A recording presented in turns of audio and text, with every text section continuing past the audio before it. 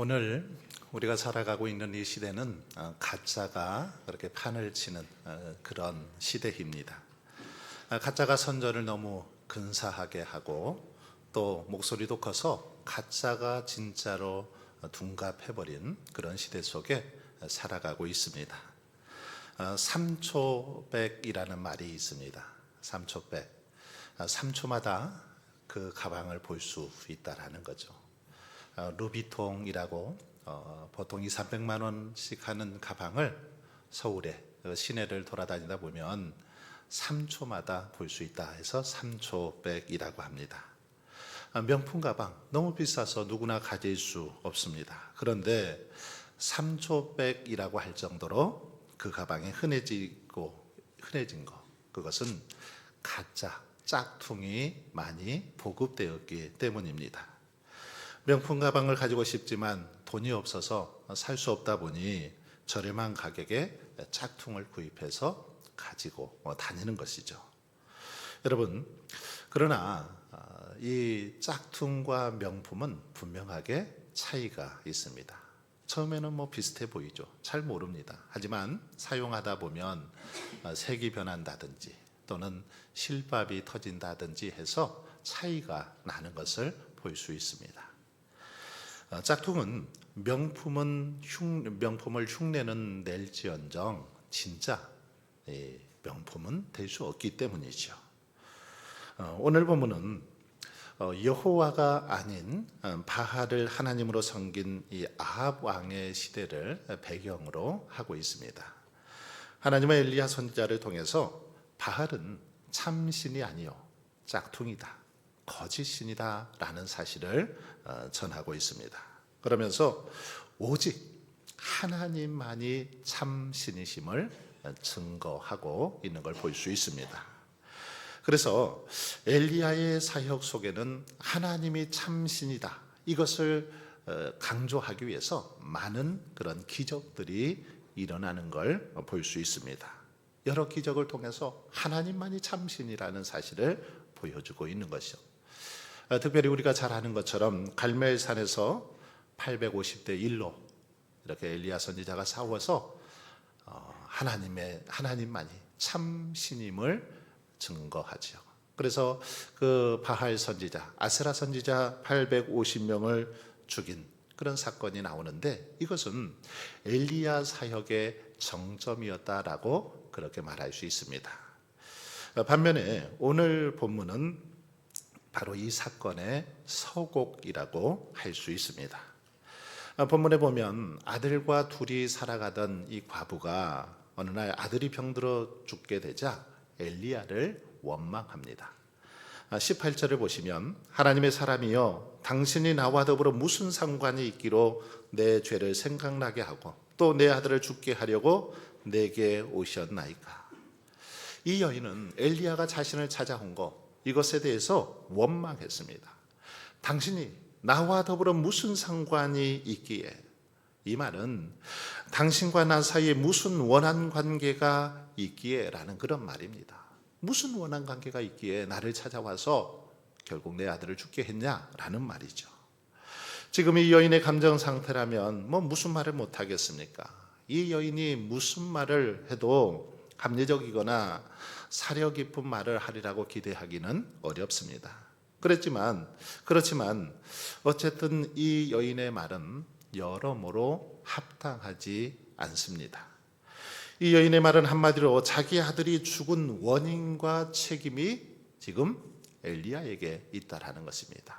엘리야에게 책임을 전가하고 있는 그런 모습이죠. 여러분, 이 여인이 누구입니까? 이 여인은 오늘 본문 바로 앞 문단을 보시면 이 여인은 사르밧 과부임을 우리는 잘 알 수 있습니다. 사르밧 과부는 너무나 가난해서 먹을 것이 없었습니다. 그래서 집에 겨우 한 끼 먹을 밀가루와 기름만 남아 있었죠. 과부는 그런데 엘리야를 만나자 나와 내 아들을 위하여 음식을 만들어 먹고 그 후에는 죽으리라, 이렇게 엘리야에게 처음 만났을 때 얘기했죠.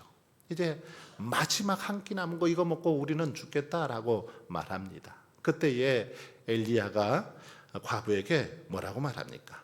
먼저 그것으로 나를 위해서 작은 떡을 만들어주고 그 후에 너희들을 위해서, 너와 내 아들을 위해서 만들라라고 그렇게 말하지요. 어쩌면 이 말은 굉장히 좀 매정해 보이기도 합니다. 잔인해 보이기도 하죠. 그런데 그 여인은 어떻게 합니까? 마지막 남은 그 밀가루, 기름이었지만 엘리야의 말에 순종해서 그것을 가지고 작은 떡을 만들어서 엘리야를 대접합니다. 섬겼습니다. 그런데 그렇게 하자 가뭄이 끝나는 날까지 그 통에 밀가루와 기름이 떨어지지 않는 축복을 경험하게 됩니다. 기적을 경험하게 되죠. 여러분, 그런데 오늘 본문에서 이 여인에게 또다시 고난이 찾아왔습니다. 하나뿐인 어린 아들이 갑자기 아프더니 손을 쓸 틈도 없이 죽어버린 겁니다. 가루와 기름이 마르지 않는 기적을 경험하고 나서 얼마 되지 않아서 곧바로 이렇게 또 큰 불행을 만난 것입니다. 그런데 오늘 본문을 보면 이 여인을 사르밧 과부라고 표현하지 않습니다. 사르밧 과부라고 표현하지 않고 그 집 주인 되는 여인의 아들이다 이렇게 표현을 하고 있습니다. 왜 그럴까요? 왜 이렇게 표현할까요? 이것은 이 여인의 지금 과부된 처지, 이 여인의 어려움을 보다 더 극적으로 강조하기 위한 그런 의도 때문입니다. 즉, 이 표현은 남편도 없이 한 집의 가장으로서 하나밖에 없는 아들을 보살피며 살아가야 하는 그녀의 아주 딱한 처지를 강조하기 위해서 이렇게 표현하고 있다는 것입니다. 그러기에 여러분, 이러한 그녀에게 삶의 유일한 위안은 뭐였을까요? 아들이었겠죠. 당연히 하나밖에 없는 아들이었을 것입니다. 너무너무 가난해서 아무것도 할 수 없는 상황이지만, 그러나 아들 하나 바라보면서 아들에게 소망을 두고 살아가지 않았겠습니까? 그런데 그 아들이 갑자기 죽게 되었다는 것입니다. 갑자기 죽게 되었습니다. 그러니 얼마나 고통스럽고 절망스럽겠습니까? 그렇게 사랑하던 아들, 오직 자신의 유일한 소망이었던 아들이 죽었으니 얼마나 고통스럽겠습니까? 그것도 가뭄으로 인해서 거의 죽을 뻔했다가 하나님의 선지자 엘리야를 만나서 크나큰 이 축복을 받게 된 시점에서 말이죠. 선지자를 만나서 이렇게 이제 먹을 거 해결이 됐는데, 그런데 그 아들이 죽게 되었다라는 것입니다. 참으로 그녀에게 있어서 아들의 죽음은 세상에서 가장 참을 수 없는 고통 가운데 하나였을 것입니다. 그 아이는 분명 자신의 생명보다 소중한 아들이었기 때문이지요. 따라서 이전에 하나님의 축복은 더 이상 그녀에게 축복으로 남을 수 없게 되었습니다. 오히려 자식의 죽음을 지켜보게 만들었다는 점에서 이전의 축복은 더 쓰디쓴 그런 고통으로 여겨질 수밖에 없었을 것입니다. 여러분, 그런데 이러한 내용은 오늘 우리에게 아주 중요한 사실을 가르쳐 주고 있습니다. 즉, 기적 후에는 늘 형통하고 좋은 일만 계속되면 좋을 텐데 결코 그렇지 않다라는 것입니다. 또 다른 고난이 찾아오더라는 거죠. 이렇게 축복을 받고 기적을 체험했으면 계속해서 좋은 일만, 끝까지 좋은 일만 일어났으면 좋겠는데 그렇지 않고 또 다른 고난이 우리를 위협하더라는 겁니다. 이것을 해결했다고 생각했더니 또 다른 것이 문제가 되더라는 거죠. 예를 들면 경제적인 문제로 인하여 힘들어하다가 그것을 해결했더니 이번에는 이제 건강의 문제로 어려움을 겪게 되더라는 것입니다. 그렇습니다. 전에는 먹을 것이 없어서 당한 고난이었다면 이번에는 사랑하는 자식이 죽은 그런 고난이었습니다. 여러분, 우리의 인생의 고난 후에는 항상 정말 평탄하고 행복한 그런 삶만 지속되었으면 좋겠는데 결코 우리의 인생은 그렇지 않습니다. 고개를 하나 넘고 나면 또 다른 고개가 나오는 것처럼 또 다른 고난을 맞이하게 되어 있더라는 것이죠. 믿음의 조상 아브라함을 한번 보세요. 100세의 아들을 이렇게 낳게 되었는데 이 큰 정말 기쁨을 100세의 아들을 낳는 그 기쁨, 그 축복을 맛보았지만 그 아들이 청년이 되었을 때 어떻게 합니까? 제물로 바쳐야 하는 그런 시험을 당했습니다. 하나님은 그 시험을 통해서 더 큰 복을 주시고 그리고 더 강한 자로 아브라함을 만들어 주셨던 것도 우리는 알 수 있습니다. 그래서 다윗은 고난당한 것이 내게 유익이다라고 그렇게 말하기도 했습니다. 오늘 본문의 여인도 경제적인 이 문제를 해결한 후에 이번에는 사랑하는 아들이 죽는 아주 큰 시험을 겪게 되었습니다. 이 시험 앞에서 믿음이 약한 여인은 어떻게 반응하고 있습니까? 어떻게 반응합니까? 여기 보시면 그녀는 원망하고 불평했던 걸 알 수 있습니다. 18절을 다시 한번 보세요. 여인이 엘리야에게 이르되 하나님의 사람이여 당신이 나와 더불어 무슨 상관이 있기로 내 죄를 생각하게 하고 또 내 아들을 죽게 하려고 내게 오셨나이까? 무슨 말입니까? 이 말은 왜 당신으로 인해서 이러한 일이 나에게 발생하게 하였느냐라는 그런 의미로 상대방에 대한 이 엘리야에 대한 강한 그런 원망을 나타내는 그런 말입니다. 이 여인은 너무나 큰 슬픔에 사로잡혀서 나와 상관도 없는 당신이 왜 나한테 와서 이런 재앙을 당하게 하느냐라고 그렇게 엘리야에게 원망과 불평을 쏟아 놓은 것입니다. 여러분, 고난의 순간에 사르밧 과부가 택한 행동, 택한 반응은 원망과 불평이었습니다. 책임 전가였죠. 회피였습니다. 그래서 당신이 나의 죄까지 이렇게 지적하려고 그리고 그 죄로 인해 내 아들이 죽어야 하는 것을 알려주려고 우리 집에 온 것이냐라고 따지듯이 묻고 있는 그런 모습을 볼 수 있습니다. 여러분, 그런데 사르밧 과부의 이런 반응을 살펴보면서 한 가지 우리가 생각해야 할 것이 있습니다. 그녀는 지금 현재 고난에 처해 있지만 곰곰이 생각해 보면 그녀가 처음 엘리야를 만났을 때도 고난은 마찬가지였죠. 처음 엘리야를 만났을 때도 여전히 고난 속에 있었습니다. 하지만 그때는 불평하기보다는 오히려 그 속에서도 하나님의 사람 엘리야를 정성껏 섬겼습니다. 대접했죠. 그리고 그런 그의 어떤 태도 때문에 통에 가루와 기름이 떨어지지 않는 그런 기적을 체험했던 걸 볼 수 있습니다. 하지만 이런 기적과 축복을 경험했음에도 불구하고 지금 이 여인은 언제 그랬냐는 듯이 엘리야를 향해서 원망하고 불평하는 그런 모습을 볼 수 있습니다. 그래서 하는 말이 내 죄를 생각나게 하고 또 내 아들을 죽게 하려고 내게 오셨나이까? 라고 원망하죠. 이 말은 아들이 죽은 것을 자신의 죄에 대한 그 하나님의 형벌로 생각했다라는 것입니다. 여러분, 하지만 이렇게 원망한다고 문제가 해결될까요? 불평한다고 문제가 해결됩니까? 결코 그렇지 않습니다. 아무리 불평한들 상황이 좋아지지 않습니다. 우리가 인생을 살아가며 어떤 고난에 직면할 때 우리가 아무리 그 문제에 대해서 불평해도 또는 원망해도 이것을 아니면 다른 사람에게 전가하고 회피한다 할지라도 결코 문제는 좋아지지 않더라는 겁니다. 해결되지 않습니다. 자, 그러면 어떻게 해야 이 문제를 해결할 수 있을까요? 오늘 본문 속에 엘리야는 이 고난을 어떻게 대처하고 있습니까? 이 고난 앞에서, 문제 앞에서 믿음의 사람, 하나님의 사람 엘리야는 어떻게 대처하고 있습니까? 본문을 보시면 엘리야는 먼저 하나님 앞에 부르짖어 기도하고 있는 것을 볼 수 있습니다.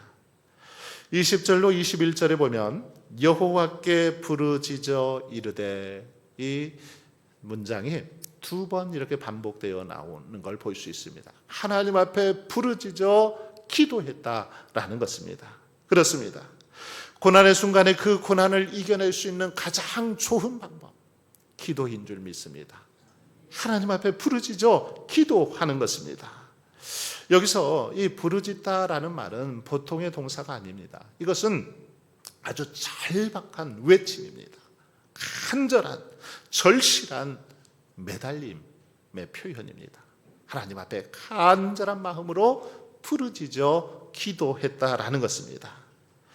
21절에 보면 그 아이 위에 몸을 3번 펴서 엎드리고, 하나님 앞에 부르짖어 기도할 때 엘리야는 그 아이의 그 위에 몸을 3번을 펴서 엎드렸습니다.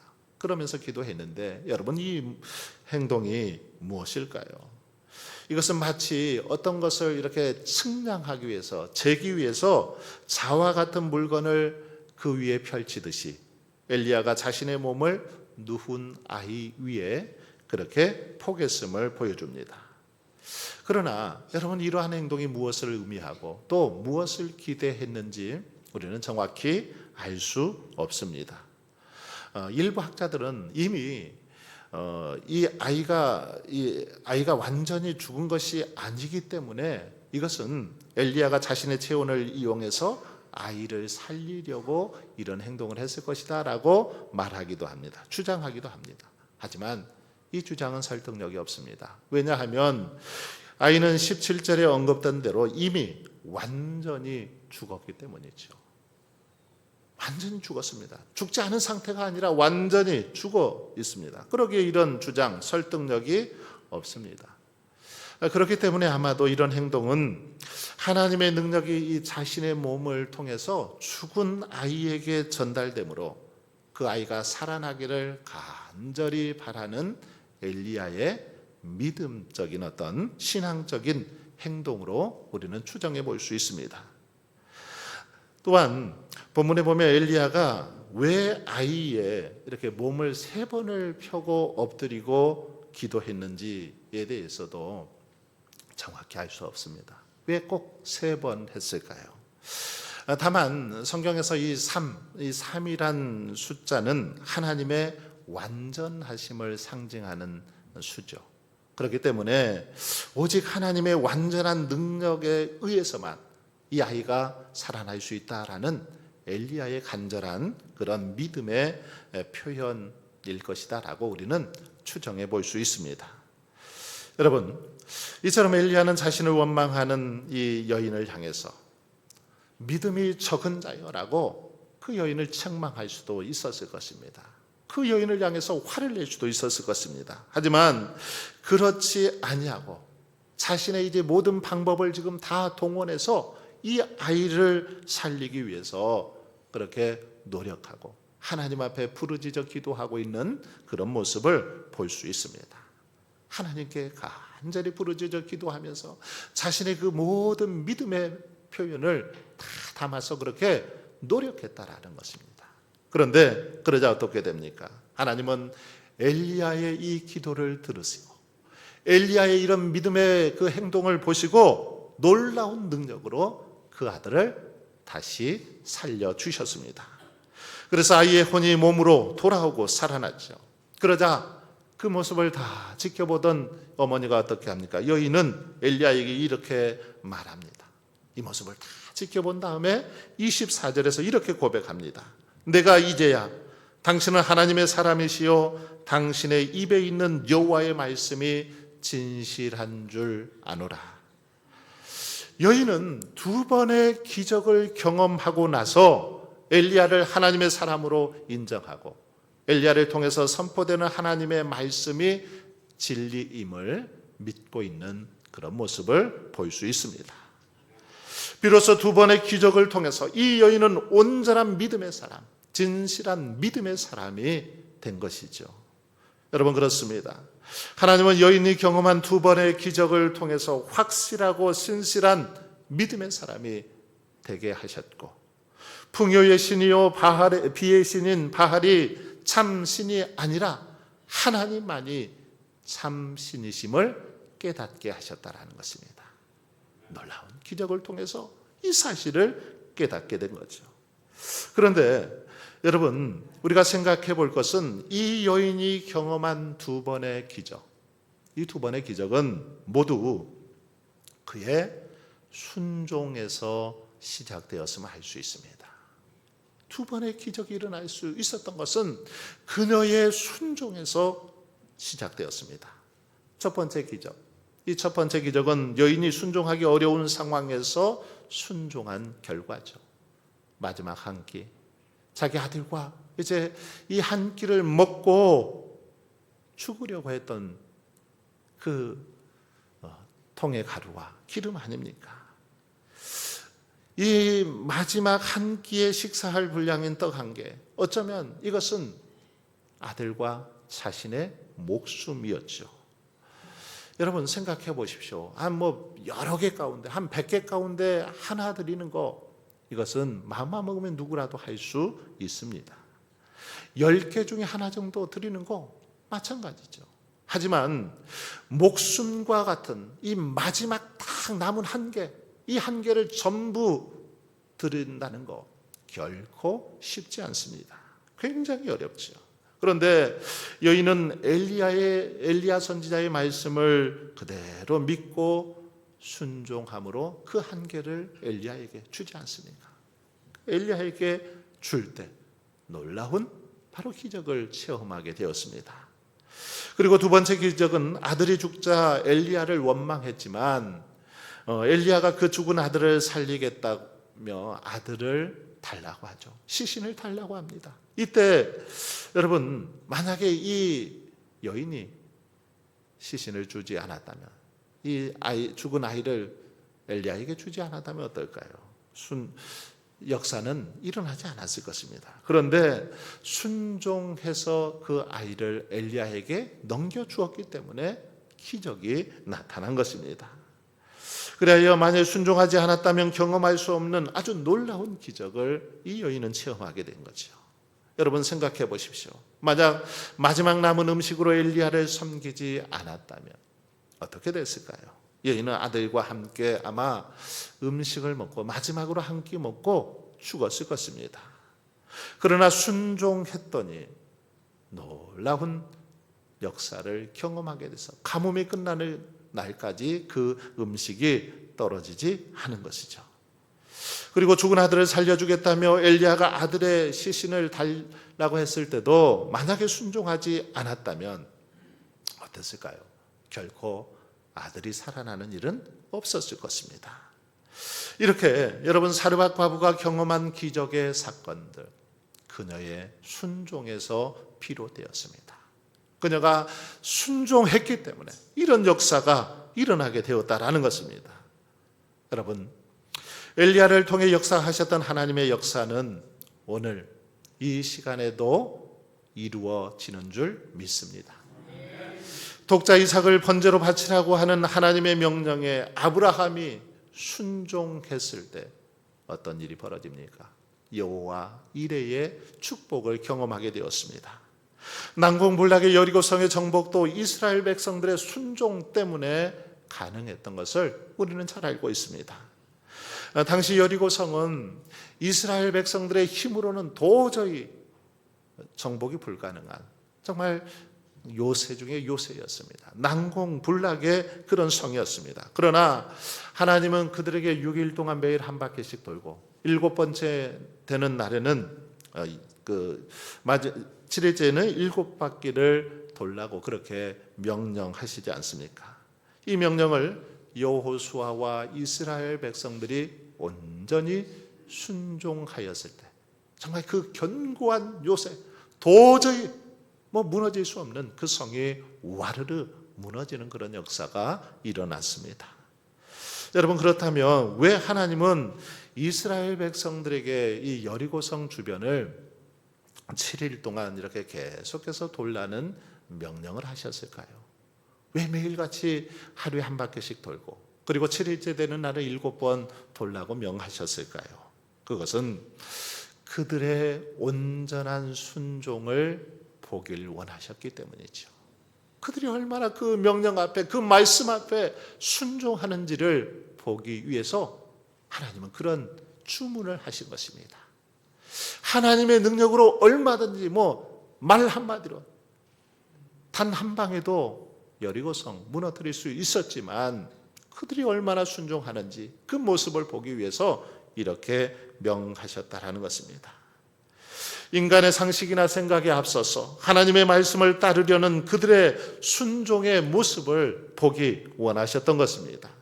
바로 이런 순종의 모습을 통해서 그들이 오직 하나님만을 믿고 의지하기를 원하셨던 것이죠. 사랑하는 성도 여러분, 하나님은 오늘 우리의 삶 가운데서도 크고 놀라운 기적들을 일으키기를 원하십니다. 우리가 순종하는 믿음을 통해서 우리의 삶 속에서 우리들이 기적을 경험하며 살아가길 원하십니다. 그 하나님은 오늘 저와 여러분에게도 순종을 원하십니다. 여러분, 믿음, 이 믿음은 순종입니다. 순종은 기적을 불러오고 순종은 기적을 일으킵니다. 하지만 순종 없는 믿음은 결코 역사가 일어나지 않습니다. 그러므로 여러분, 정말 여러분의 삶 속에 놀라운 기적을 체험하고 날마다 하나님의 풍성한 은혜를 누리기를 원한다라면 하나님의 말씀 앞에 순종하며 나아갈 수 있기를 바랍니다. 오늘 본문 속의 이 여인처럼, 엘리야처럼, 아브라함처럼, 믿음의 사람들처럼 하나님께서 뭐라고 명령하시는지 그 명령 앞에 순종함으로 나아가셔서 모두가 정말 기적의 주인공들이 다 되실 수 있기를 주님의 이름으로 간절히 축원합니다.